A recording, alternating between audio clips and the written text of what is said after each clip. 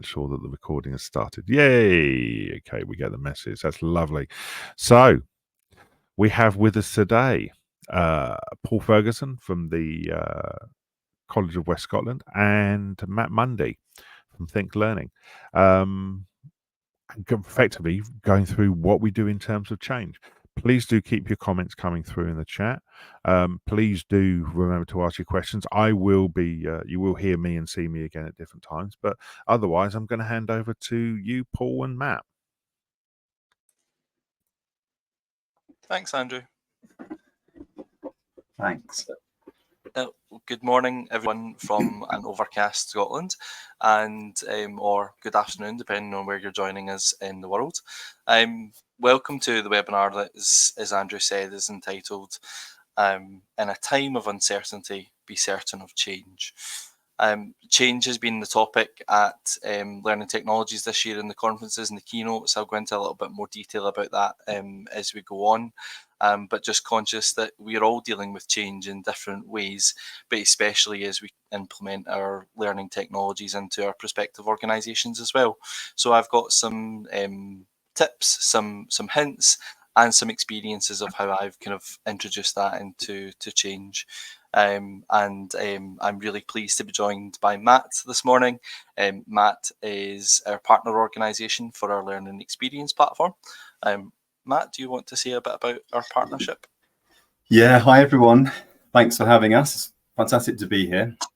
I'll start by saying Paul is worth listening to. Paul is great at this stuff. He's an amazing practitioner, change agent and leader. So it's a privilege to be here with him and also here with you guys. I've attended loads of these and you know, you are an amazing audience, knowledgeable. It's a privilege to be amongst you. So we're just a tech partner at Think Learning. I've got some things on this slide that talk about how we're a Totara partner. Really proud to be a Totara partner. Totara is an interesting proposition in the LMS market. It's growing fast. It's got open source origins.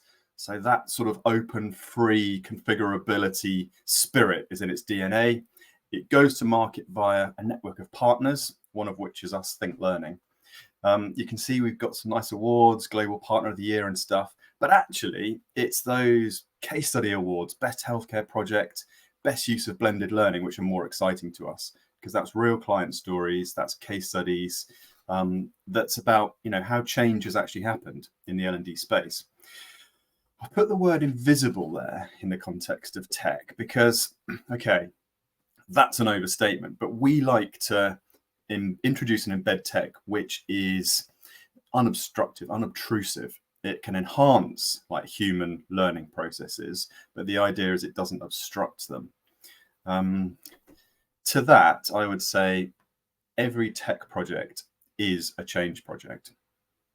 So I think Paul nodding here, this is going to be, you know, a sort of an underlying flavor here that change and tech implementation and tech enhancement of learning and development has just got change at the very heart of it, especially where, and this is somewhere Paul is brilliant, especially where personal development, career development, actual sort of those emotive subjects come in. In terms of how we work as a partner at Think Learning, that's a nice comment from King's College Hospital, a professional partner and a critical friend.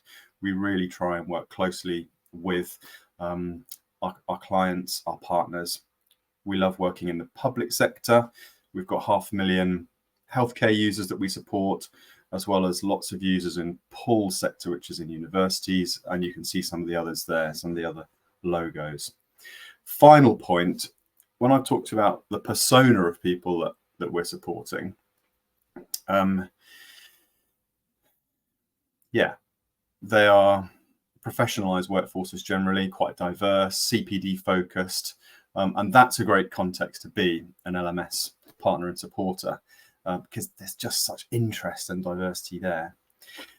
Finally, thanks Paul for doing this for us, with us. Paul, as you will hear, is ambitious, he's visionary, he's deeply committed to having a real impact in people's lives around L&D and career development. He's great at using L&D as a growth enabler, It's a privilege to be here as tech partner with you, Paul. Thanks very much, Matt. And definitely that partnership is mutual. The journey that we've been on in terms of our learning technology at West College Scotland has been a journey that we've done together and really in partnership. You know, a lot of people talk about their tech suppliers, but it's not. It's about a partnership. That's the only way that you can get it done. Just before we kind of head into the crux of what we're going to be talking about today, and I'll tell you a bit more about West College and the experiences that we have had in implementing learning technologies, I'm just interested to hear from you, the audience, about what your biggest challenges are when implementing learning technologies, because I can guarantee that we've all had similar experiences. Thanks, Paul. It's looking for people to respond. If you can, rather than put the response in the general chat, if you can put it in this big chat one box like we've opened up, or I've opened up under the slide there for you. Please do tell us what your biggest challenges are when implementing learning technologies. And oh, look at this! I love this is why I love these sessions. I love these sessions because look at this. Look, we've already got people putting stuff through here. Fearful of adopting new technologies. JJ, yep, I think we recognise that one. Budget constraints, says Carolyn. A lack of vision by Alice, says by senior management, says Alice, which I think is a really interesting point. Manager commitment, says Carol. Elizabeth is saying our vendors often do not value accessibility. That's an interesting one. And Louise is talking about adoption, a not very digitally advanced organisation. Yeah, I've been in a few of those. Which ones stand out to you, Matt and Paul? Are there any here which particularly stand out to you? Oh, absolutely. Yeah. Common themes. Vision by senior management. If you don't have that exec sponsorship and sort of that modeling of this is what we're going to do, it's hard. It's hard to grasp. Having said that, grassroots, find someone who's the equivalent of the floor sweeper at NASA and get them to stamp their approval on a change project, and that's an enormous win as well. Interesting. I like Lee, who's put it in the other chat. Not sure what's available. I think that's a really interesting one because it's the everything's available, but actually, do you know which one to use? And that's partly picked up by Selv as LMS HR core systems and not LXP not having a harmonized set of definitions as well. Get them working together. What stands out to you, Paul? Is any in particular? I think all of them are all about your change management, which is great to see that every single one of them can be helped with how you adopt a change management approach. But the one that really stands out to me is about adoption, not a very digitally advanced organisation from Louise. Louise, when I arrived at West College Scotland nearly 3 years ago, we did not have a learning management system. We managed learning through spreadsheets and getting people to come to CPD, which was only face-to-face learning. And the only digital learning that was available was compliance learning, which was on a Moodle page, not even a Moodle platform, a Moodle page. So I completely empathise with where you are digitally as an organisation. But what I will say is it is possible. It is possible to get your organisation to move forward. Brilliant stuff. Thank you. I'm going to close this chat window down. I'll pause for a second, Matt. There we go. Yeah, accessibility does need to be up there. You're entirely right, Matt. I can see Rosilla's put one, being too digital format heavy for learning. So much learning takes place away from e-learning in the classroom, etc. I don't disagree with you, Rosilla. Really interesting stuff happening in that space right now as well. I'm going to close this window down and we'll go back to the standard presenting mode, and I'll hand back over to you, Paul. If you have any further comments, everybody, please do put them into the chat. And similarly, as Paul's going through this, please make sure to put your questions in the chat that we've got here. Paul, back over to you. You've got the com again. Thank you so much. So just before I head in, I will tell you a little bit about West College Scotland. So we deliver learning and vocational training to the West region of Scotland. We've got a catchment area of about 1.2 million people. So we represent 23% of the resident population of Scotland. We have a very important presence and deep roots in our main towns of Scotland, which are Paisley, Clydebank and Greenock. and the footprint actually stretches quite a large footprint because it stretches just north of Loch Lomond. And then south to Barrhead. We are one of Scotland's largest regional colleges. We provide training to over 20,000 students because we also have a virtual campus as well. We have online learning. We have about 1,200 staff. So we're one of the region's largest employers as well. So we're uniquely placed in the educational landscape, but also in kind of social and economic development for the region as well. So the kind of our students are at the centre of absolutely everything that we do. But in order to do that, then we have to make sure that we're developing our staff to deliver first class education. As I kind of touched on just previously there in the questions, when I arrived 3 years ago, we didn't have a learning experience platform. We didn't have a digital learning offer really to speak of. And that was the very first thing that I was kind of tasked with, was to understand the learning landscape, understand how individuals interacted with their managers in terms of development conversations. And I had brought with me experience of having already done that in a previous organisation. So it meant then I had an understanding of where to start with that. And I also had the lessons learned from a previous organisation as well. So what I wanted to just cover with you is going through that journey that we have been on with you, using that as an example. But by the end of the session, you hopefully will have a greater understanding for the need of change and the impact that that can have on our organisational development. I'm going to tell you what my strategy for change management is, and how you can tailor that to specific initiatives. Talking about how you communicate change effectively to stakeholders and employees. And I know that in terms of the challenges that you've you've just said there, quite a number of you talked about stakeholders and employees and adoption. So we'll talk about that as well. And then we're going to talk about overcoming resistance to change. So again, a lot of you talked about that challenge as well. You've got some people who just don't want to change, don't want to adopt new learning technologies, and how we can foster a positive mindset towards those new initiatives. And then all through this, it's about implementing and monitoring change progress to achieve your desired outcomes. A lot of times when it comes to implementing change initiatives, some people go, okay, it's in, I can now walk away from that.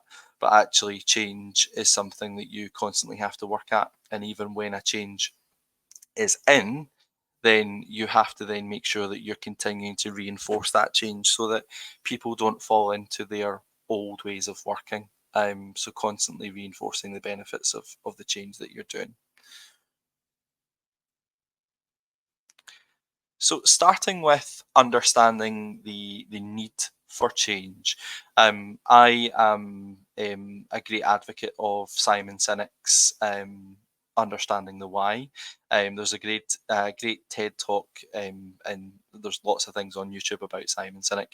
We do have a link in the resources at the end of our webinar today. But for me, understanding the need for change starts with the why. So when it comes to your learning technology, or any change for that matter, it's not about the what, it's not about the how, it's about the why. That's where you have to start. The why will inform your how, the why will inform your what. So to take the example, when I arrived in West College, Scotland, just under 3 years ago, I was told, oh, we don't do digital learning, we don't do this, we don't do that. And the first question I asked was, well, why? Why don't we do those things? And actually speaking to people and understanding what their challenges were. There was a SharePoint form for one-to-ones with managers that the manager had to fill out. Now, some of our managers have got 15 plus staff, and they were expected to fill out a SharePoint form that was clunky and not very well used. So I asked, why is it not very well used? And it was those answers that I've just mentioned. It's clunky. I've got 15 plus staff. How am I expected to do this? There's no clear guidance on what it is that we're supposed to be doing. I fill out the form and then nothing happens. So it was asking all of those different questions that then led me to go, well, if that is the why we do things, or that is the issues that we've had, I've asked the question of why, then how can we do something about that? So in terms of asking about the why, Simon Sinek talks about you use the why as your marketing. So when you're talking about we're going to introduce a learning experience platform, why? So you're not then saying, oh, this is going to be great, we're introducing this new tech, it's going to be easy to use, it's going to change the way that we do things. It is all of those things, but that's not what people necessarily want to hear. They want to hear what's in it for them. Why should I engage with this particular learning technology? So when you're talking about learning technology and you're saying, if you want to develop, if you want to be student centered, if you want to be innovative, if you want to advance in your career, then that's the why. So in L&D and OD, we have to become marketeers. It has to be about why we're doing things. That's the way that you can engage. No matter what model of change management that you use, it will have an element of this. So if you adopt where it's creating a sense of urgency for the change, the sense of urgency for the change is the why. It's the why you're doing something. If you use the ADKAR model, which I'm going to go into a bit more detail about, that is about your desire. What is in it for them? And I'm so glad, Rusila, that we're on the same page in terms of the hook. It is exactly that. It's what is going to get your learners in, understanding the need for change, and then playing that back to them and saying, I understand the need because you've told me about it. Because it's not then about management says, it's not about L&D says, HR says. It's you've told us, and this is what we're going to do about it. So that's the first bit about understanding the need for change. The next thing just to go into is about saying that when you know the change that you're going to implement, so if it's a new learning experience platform, if it is augmented reality, virtual reality, or even just we're going to do a blended approach to learning, no matter what it is, what you have to be mindful of the fact is that that is not one change. That is a change for every single member of your organization, including your senior management team. That was one of the comments in terms of challenges, that senior management don't have the vision. If they don't have the vision, give it to them.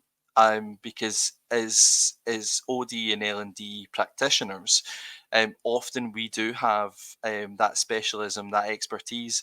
So you have to take your senior management team with you. So back to talking about the why. What's the why for them? Sometimes it's about the return on investment for them. Sometimes it's about, well, we need to do something about employee engagement. You will all, I'm sure, have experience of senior management who come to you and say, can you do something about? And you're kind of left with going, well, where do I start on that? So they will have a vision, they will have an understanding. So you have to meet them where they are. So when you've got an employee workforce headcount of 1,200, you have to think about that as being 1,200 changes that you have to make in that organization, because you then have to take them from where they are, whether that's lack of vision, whether that is, I don't really understand why I need to engage with this new learning technology. Oh, here is another thing that the HR or L&D is doing to me. So you've got to then take them from where they are in that position and move them into a position where they're willing to change in that transition state, and then into your future state, which is when you've implemented your learning technology, you've implemented your change, and you can say, okay, that has worked. But everyone will go through those changes at different speeds, and what you have to make sure is that you don't leave people behind. Because what can happen is that if you start in your current state, you take some people with you into the transition state. And then when it comes to implementing your change, you end up with what's called the Swiss cheese future state, because you've missed people along the way. Not everyone has come to you in that future state. That's not to say that when you first arrive in the future state that you have to have your 1,200 people with you. Some people will be slower in adopting that change. That's okay. But what you have to make sure is that before you can truly say that you have implemented that change, that you have brought everyone with you, that you can say, yep, there's varying degrees of engagement, but I have that engagement and that change has been adopted.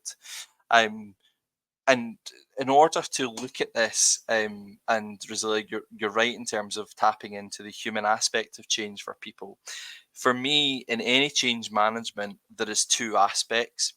There is the technical side of change, which is your project management. So just making sure that you are delivering on time, on budget, and to a high degree of quality. That's your technical side of the change.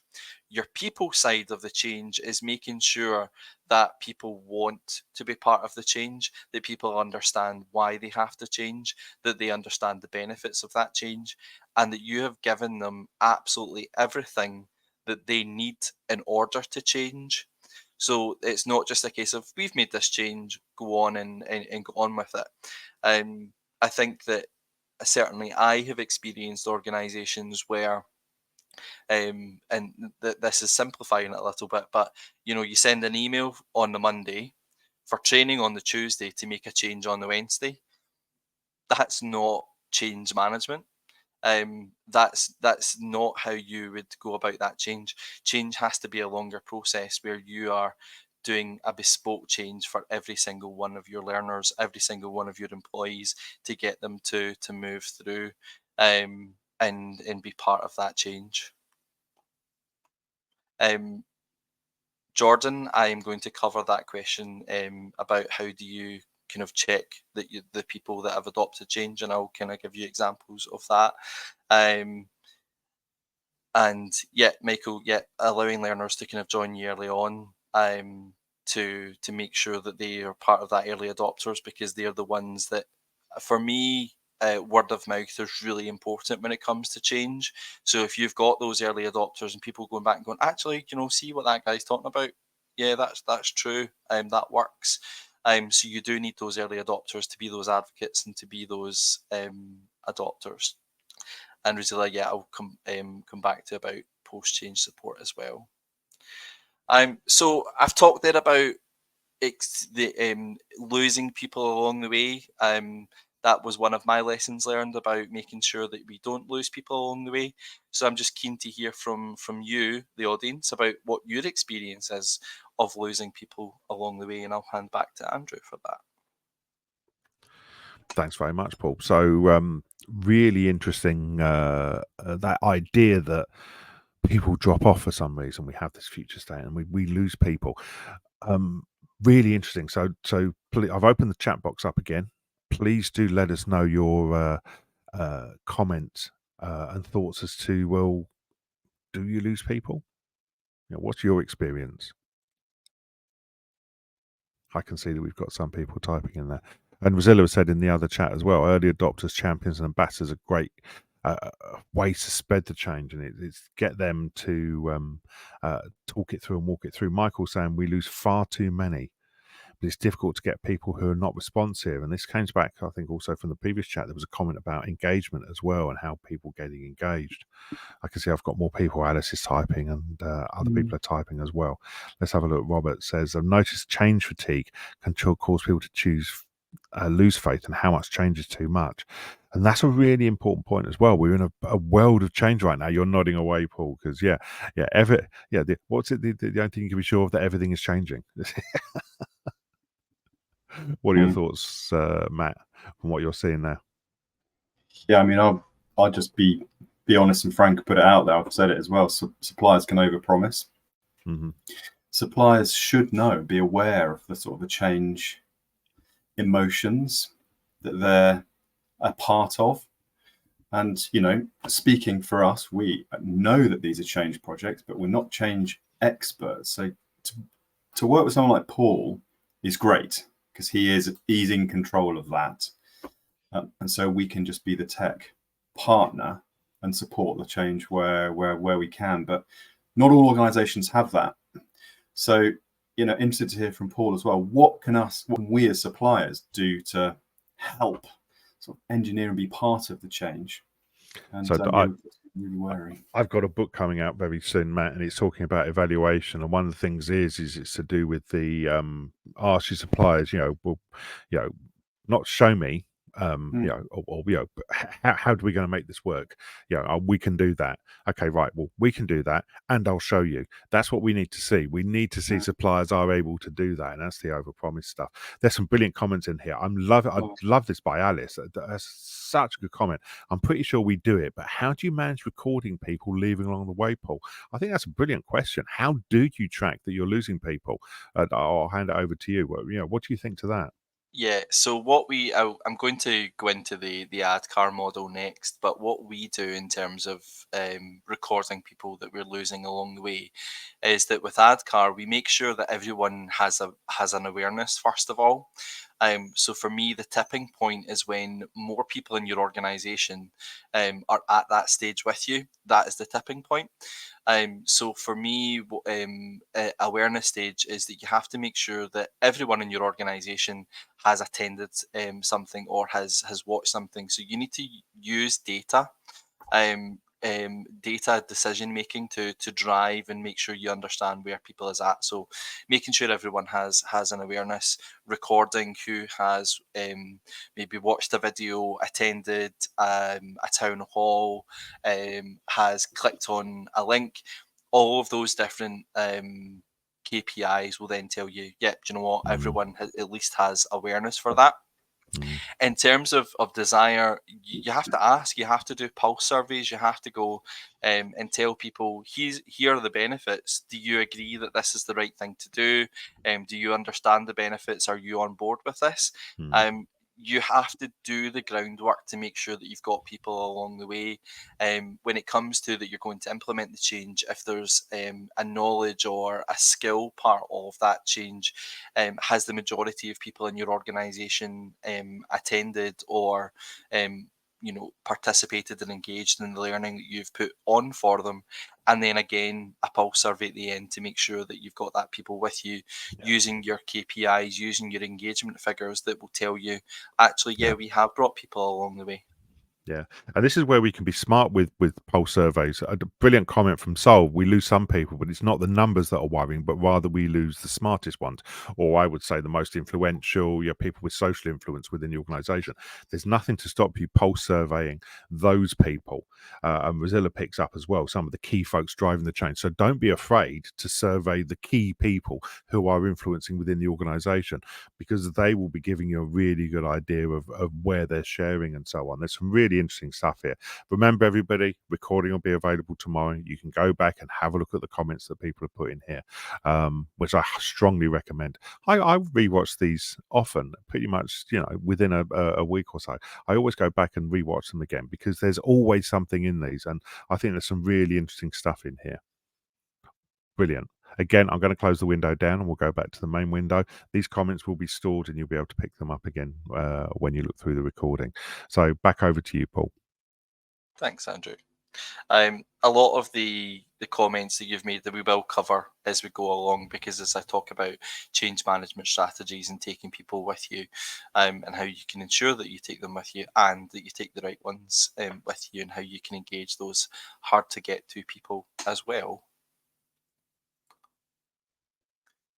Change curve. So many of you will have seen some instance of the change curve. This is the one that I tend to use. So starting at kind of shock, denial, down into depression, frustration, experimenting, and then up into decision and integration. But one of the things that you may have not seen is actually looking at 3 different change curves. because you don't just have the one, you have to have three. And you have to have three because you, as whether you're an L&D practitioner, OD practitioner, HR practitioner, uh, whoever you are making the change, you cannot make this change alone. You have to have your leaders and you have to have your managers on board to make the change, or it's not going to work. So therefore, you have to then start with the leaders. You have to push them through the change curve first. And then once your leaders are on the journey, you then need to push your managers through the journey. And only when the journey has initiated with your leaders and managers can you then hope to even push your employees through. Because if you've then got advocates at a senior level, then they can be the ones that are going to help your employees to get through that change curve. There's a great analogy of a man is walking down the street and he falls into a massive hole, and he shouts at passers-by, can you help me? And his friend comes along and he jumps into the hole and he's like, what are you doing? I need help to get out of this hole. I was hoping you were going to help me out. And he goes, but I've been down here before. I know the way out. And for me, that is a great analogy for what your leaders and your managers can do for your employees when it comes to change. Is they've gone through that change already. They might only be one or two steps ahead of the game, but they've been on that journey already. They know what your employees are experiencing with that change. And you can then, they're the ones that go, I've been on this change already. The next bit, it gets easier after this. So if you can push your leaders and your managers through that change curve first, then they're the ones that are helping your employees, because you can't be the one that helps everyone through.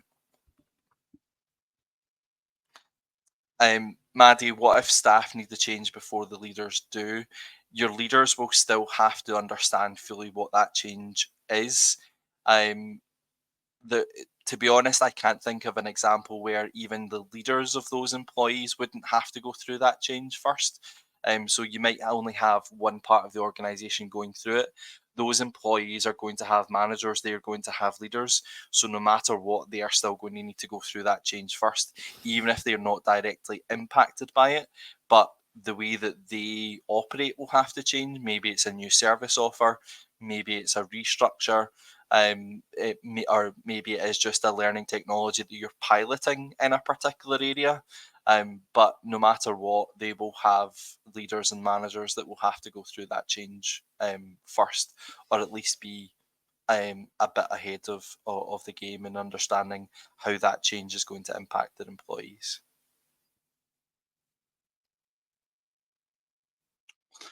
So how do you manage the change curve? Well, I've talked a little bit already about the model that I use. So I am a ProSci change management practitioner. I love the ProSci change model, and the model that I really love is what they call ADKAR. So ADKAR stands for awareness, desire, knowledge, ability, reinforcement. And for me, that is a really simple way of understanding how you have to push your employees through that change curve. So when you raise awareness of a change, so you're introducing virtual reality, for example, there might be a shock and a denial at first, and going, what do you mean we're introducing virtual reality? I don't have digital skills. I can't even use Excel to its full potential.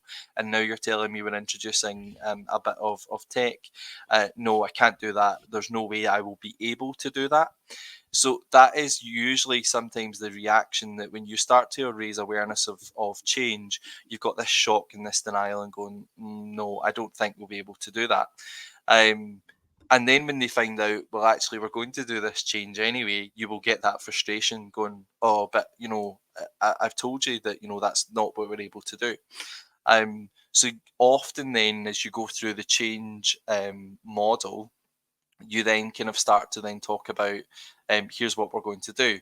And when they sink into that depression, the best way that you can combat depression in terms of change is by talking about the good stuff.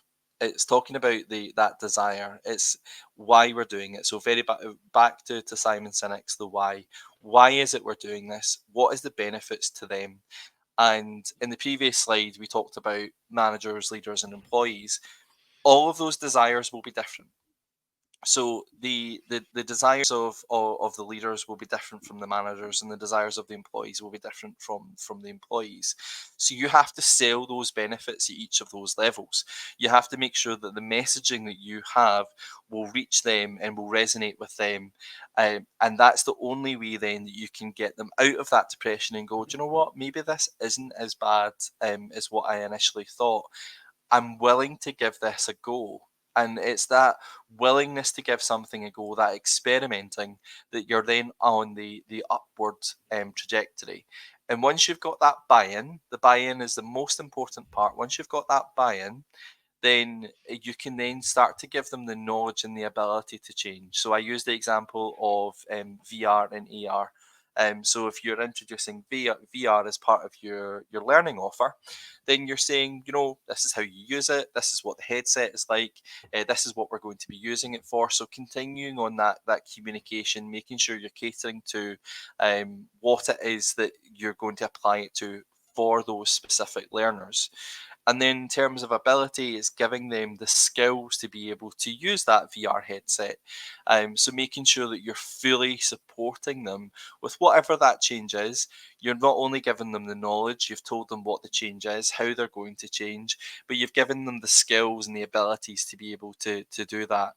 And then they're feeling much more confident at that stage. They're going, okay, I can understand the benefits. I've got the knowledge. I know how to change. You've given me the skills. I can now then start to apply this and be part of what this change is. It's at that point where a lot of people can go, okay, job done. I'm going to walk away now, because they're all happy.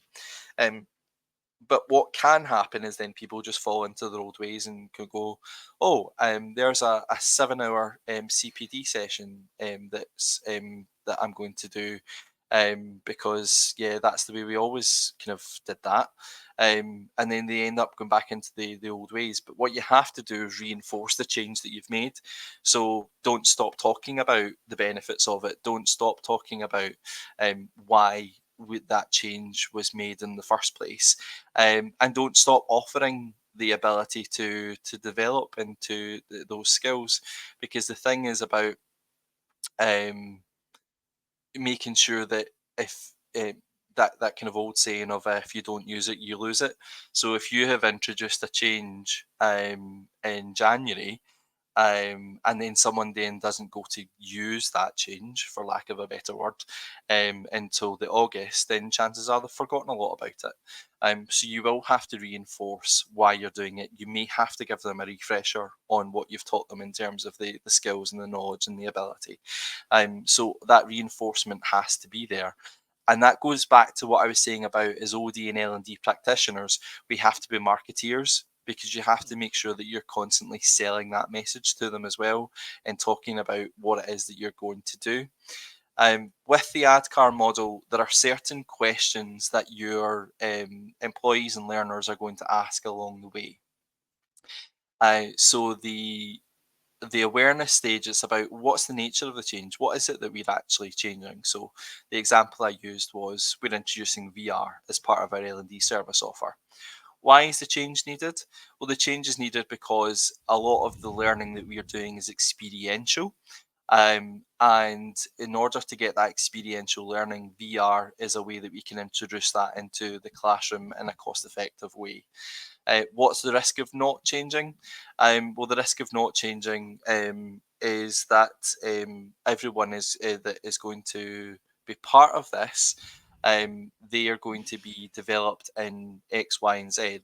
If you don't be part of this, then you're not going to get that same level of development as your peers are going to get. Moving then on to desire, what's in it for me? So what's in it for the leader? What's in it for the manager? What's in it for the employees?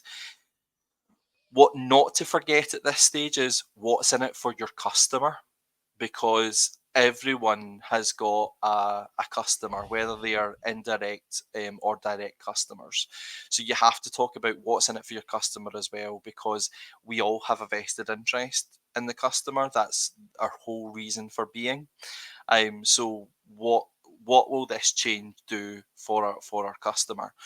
So if I'm using this example for our customer being our students, we have staff who are fully developed in the skill that we're using the VR set for, and we're bringing new technologies to the forefront of what it is that we're doing.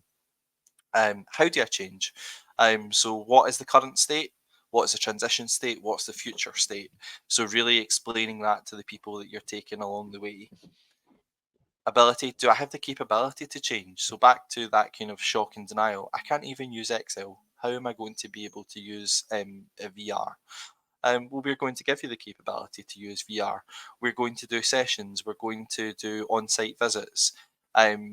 One of the biggest things that I think is ironic is that we often look for a digital solution when we're introducing a digital learning. I wouldn't do that. I would have a mixture of both, because if you're introducing a digital solution, chances are you're not going to have people with the right digital skills. So don't just have team and Zoom sessions. You will have to go out and meet people. You have to be on the ground with them. So you have to make sure that that blended learning approach is there, no matter what the skill and the capability of your learners are. So another example that I can use of that is a laptop rollout. So in another organisation I worked, the desktop computers were coming away from all of the offices, massive change, and everyone was getting a laptop. And it would have been quite easy just for the IT team to go out to the different offices, take all the desktops away, and provide everyone with a laptop. But what the organisation decided to do was to put people in each of those offices when people were getting their laptops, so that people could ask any questions that they had to a person. They didn't have to use their laptop that they just got to try and ask a question. So just making sure that the learning you're offering meets the capabilities of the different learners that you have, because all of their capabilities will be different. And then the last stage in terms of reinforcement, how do I sustain the change? So we've talked a little bit about that already. So just making sure that you're reinforcing the messaging, that you are continuing to provide those skill sessions. Then you can then understand then where your learners are. We talked a bit about how do you know about the people that you have lost along the way. So with your awareness session, and I will now use a kind of live example with this one, is that we were introducing our learning experience platform with Think as our supplier. And that was because we had done the groundwork. So we had understood what our organisation needed at that time in terms of a learning solution, in terms of what the learning landscape looked like as a whole. And because of the groundwork that we had done in listening to people and understanding what the requirements were for that, is that we then had a set of requirements that we could then go to the market with and say, we need a learning experience platform that does all of these things. So kind of back to Matt's question then about, how do you make sure you're getting from your supplier what you need, is that you need to have those set of requirements that you can hold your supplier to and say, well, you said it did that. It's not doing that, and holding them to that, because then they've entered into that kind of contract with you. And I must say, we did not have that experience with Think. Everything that we asked for, the platform is able to do.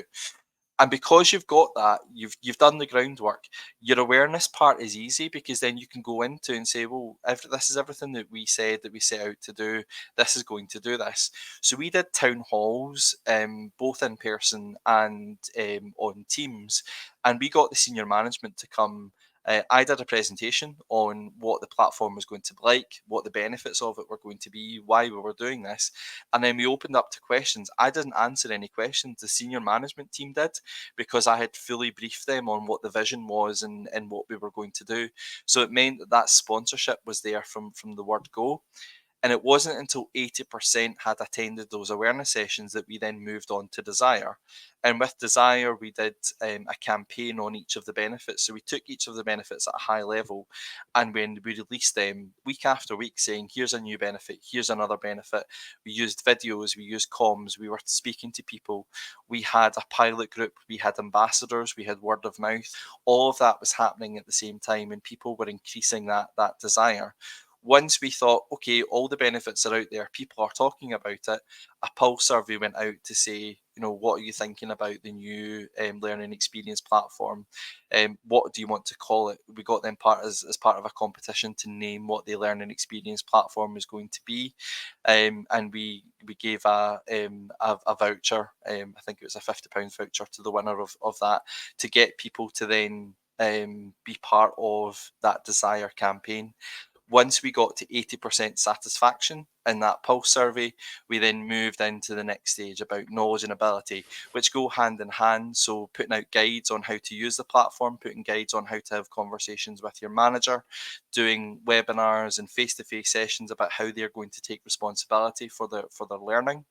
And again, once 80% of the organisation had attended or engaged with learning in some shape or form, we then launched the Learning Experience platform, and we had a full comms plan for the next 6 months about reinforcing what that Learning Experience platform could do for them, continuing with sessions for that other 20% of people who weren't able to attend. For anybody who is new, then they could attend the session as well. And within 3 months, we had 100% engagement on the Learning Experience platform. So within 3 months, all of our staff had logged into the Learning Experience platform at least once. And for us, that's when we could say, yes, we have fully managed this change. The change has worked well. And we continue to look at the KPIs and understand what our engagement figures are like. And just now, 80% of the organisation in a 3-month period will actually engage with the platform and complete 1 or 2 learning that is not part of their mandatory learning. And on mandatory learning, we went from 60% compliance to 91% compliance. So all of the KPIs were what told us that the change that we had tried to embed had worked. Just conscious we've got just about 8 minutes left. This is really my last slide before we kind of open up to you again.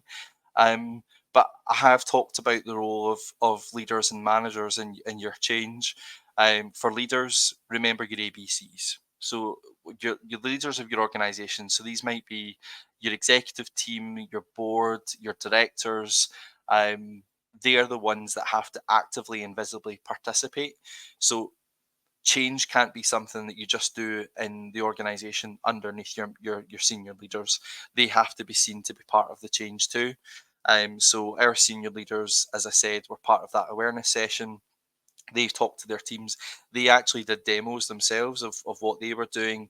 They then started having the conversations with their people that was part of the change too. Building a coalition of sponsors with peers and managers. So our directors then built a coalition of sponsors with their heads, who were their direct reports. So they went into their areas as a team and talked about the change. And then that then disseminated into the managers underneath them as well.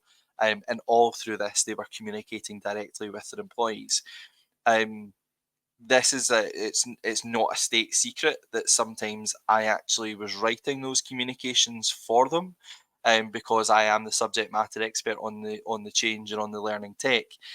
So I would write something, send it to the senior management team, and they would then put their own flair to it and send it out to their teams.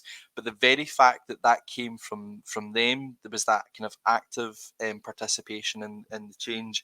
That then allowed people to go, do you know what, if my director or my head of service is part of this, then I want to be too. Managers are your superheroes, so think Clark. So you've got they're the communicator, the liaison, advocate, resistance manager, and coach. Manager always takes is always as a coach, so coaching the individual into the change that they were going through. they're communicating. So you might, if you're introducing VR, they might be communicating on your behalf as to where you've got to with the project, where you've got to with the adoption. They're the liaison between their employees and the project team. So if they're kind of hearing things, the team are saying things about the project, they take that back to the project team, and the project team's maybe myth busting, or they're going, oh no, it's not quite like that. They're providing that clarity that the team needs. They're the advocate. So if you can get the managers on board, then you will get their people on board, because they have a relationship with their teams that you just don't have. And they're the resistance manager. So that's the flip side of it. So when there is resistance, they can then help that individual overcome that resistance. They can talk to you, and you can help with that resistance management as well. And all of that is wrapped up into how they are as a coach. So conscious that was just very quickly on kind of leaders and managers, but just before we kind of come to a close, that's my experience of change management. That's the strategies that I adopt. But I'm keen to hear from you if there's anything that you do in the change management stuff, change management space that I have missed. Thank you so much, Paul. There was loads of information there. I can see people in the comments have been putting things down. I'm interested. So Paul said what he does. What do you do? So in the chat space that's there, that we've just opened up, what do you do to support your change processes as well? Communication is obviously the key one that's built into lots of the things that we do. What do you do? And people love your graph, by the way, taking the ADKAR and change curve and putting them together. JJ says, showing how it'll help managers and make their life easier. What's in it for me? With them, as we say. It's always helps, always does help. JJ, you're quite right there.